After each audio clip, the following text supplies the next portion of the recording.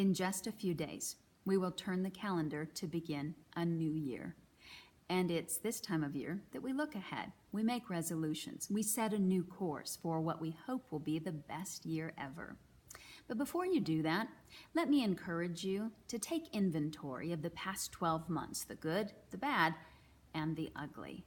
Now, some of you would argue there is no point in dwelling on the past, but I would argue there is great spiritual reward in looking at what is behind us, especially when we ask the Lord to give us His perspective on it.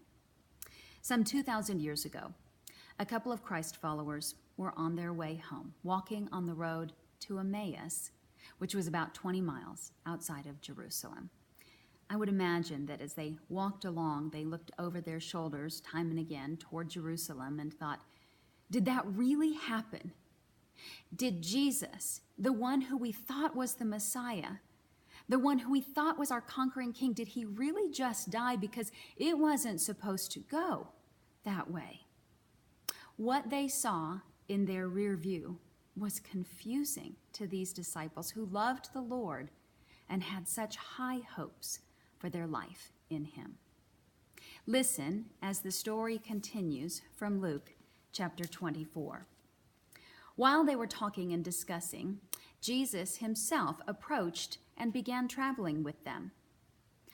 But their eyes were prevented from recognizing him. And he said to them, "What are these words that you are exchanging with one another as you are walking?" And they stood still, looking sad. And one of them, named Cleopas, answered and said to him, "Are you the only one visiting Jerusalem and unaware of the things which have happened here in these days?"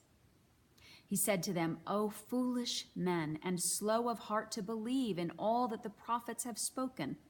Was it not necessary for the Christ to suffer these things and to enter into his glory?" Then beginning with Moses and with all the prophets, he explained to them the things concerning himself in all the scriptures.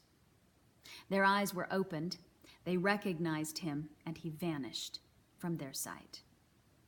In that very hour they returned to Jerusalem and found gathered together the 11 and those who were with them, saying, "The Lord has really risen."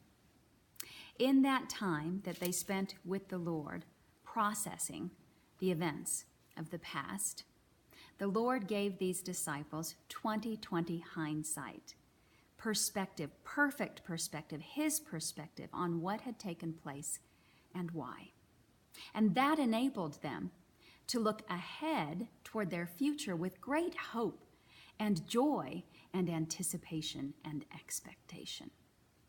No matter what 2017 has been for you, the good, the bad, the ugly, maybe a combination of all of that, there is great value in revisiting it with the Lord.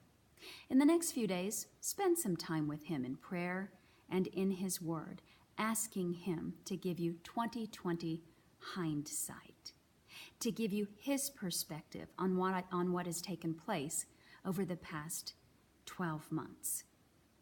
When he gives us 20/20 hindsight, his perfect perspective on the past, we can look forward to the future, to the new year, no matter what it brings, with great hope and joy and expectation. Happy New Year from all of us in the Deep End. I truly look forward to diving deep into his word with you again in 2018.